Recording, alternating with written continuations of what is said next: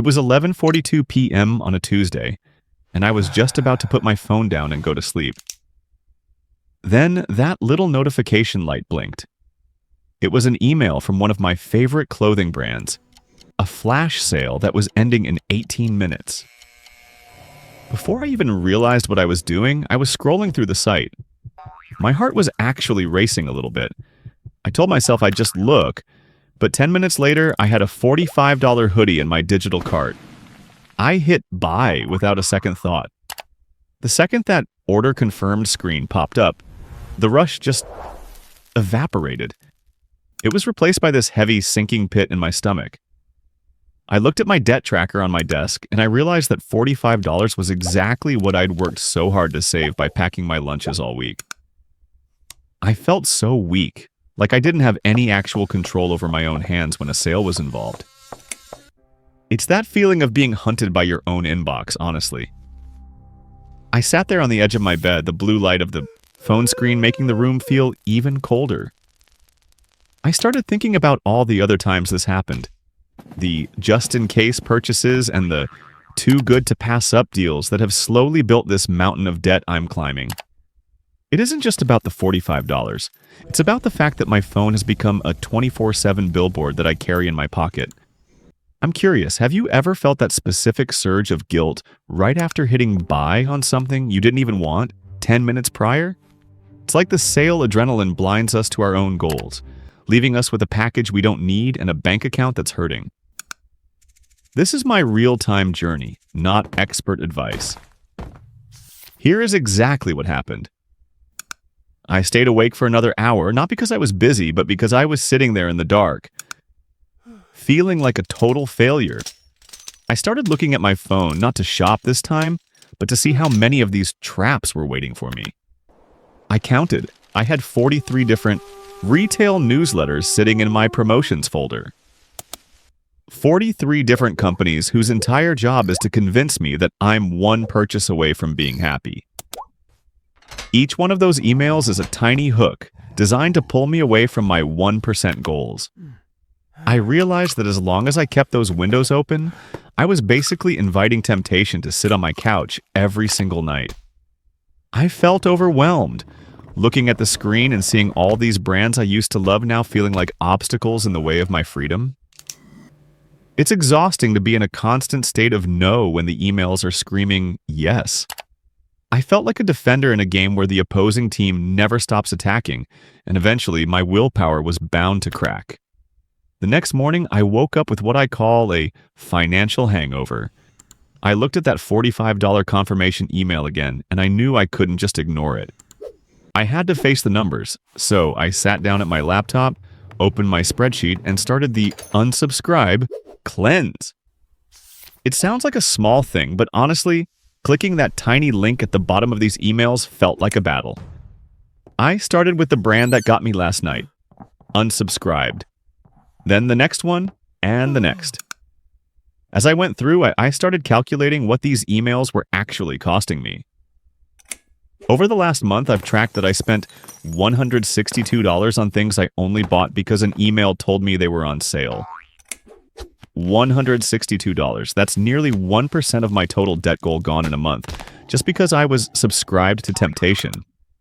It's messy work. Some of the sites make it really hard. They ask you, "Are you sure?" Or, "Do you want to just receive fewer emails?" And it's like they're begging me to stay in the trap. One site even had a "We'll miss you" puppy photo, which felt like a cheap emotional low blow. But I kept going. I spent about 40 minutes just clearing the deck. While I was doing this, it hit me that this isn't about being perfect at budgeting. It's about making the environment around me easier to live in. If I don't see the sale, I don't feel the need. I'm trying to build a fortress around my focus. I realized that my inbox had become a curated list of my own weaknesses. By deleting these, I wasn't just cleaning a folder, I was reclaiming my mental space.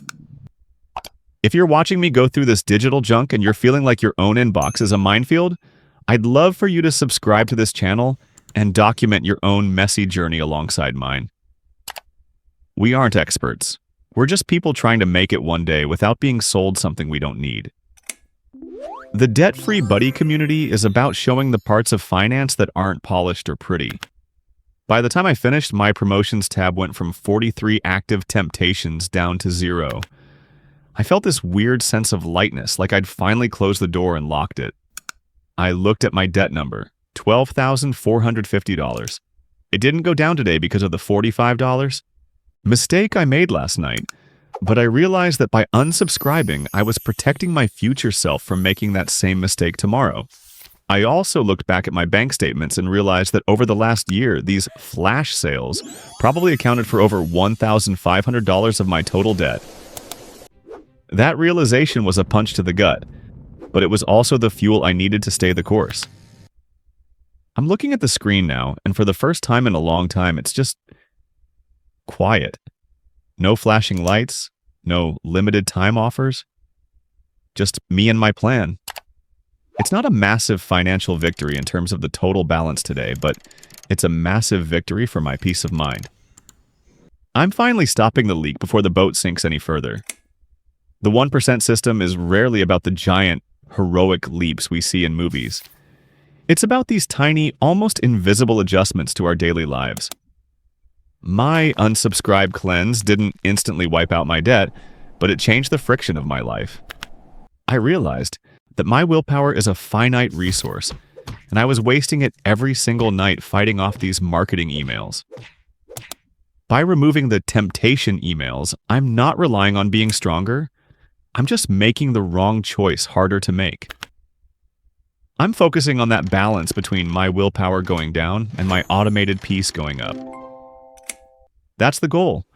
The 1% philosophy from Atomic Habits taught me that our environment design is more important than our motivation. If I don't have to choose to be good because the temptation isn't even there, I win by default. It's about building a system where my failures are limited and my successes are inevitable. Tomorrow, I'm going to wake up to a quiet inbox, and that $45 I lost this week will be the last tax I pay to a brand that doesn't care about my freedom. I'm moving forward with the understanding that every click I save today is a dollar I keep tomorrow. This journey is messy, and I'm still learning how to navigate the why behind my spending, why I feel the need to buy when I'm tired, or why a sale feels like a win even when I'm losing money. But today, I took back a little bit of my focus. We're just trying to be 1% better than the person who hit buy at midnight. It's about the long game, the slow climb, and the small wins that eventually add up to a different life. My 1% mission for tomorrow is just to move $1 from my checking account into my emergency buffer for every single retail email I find and delete. That's it, just $1 per email. What's your 1% step? Will you find just one newsletter today and hit that unsubscribe button? Let's share our small wins in the comments below. I am not a financial expert or advisor. This content is for documenting my personal journey and for entertainment purposes only. Please do your own research before making any financial decisions.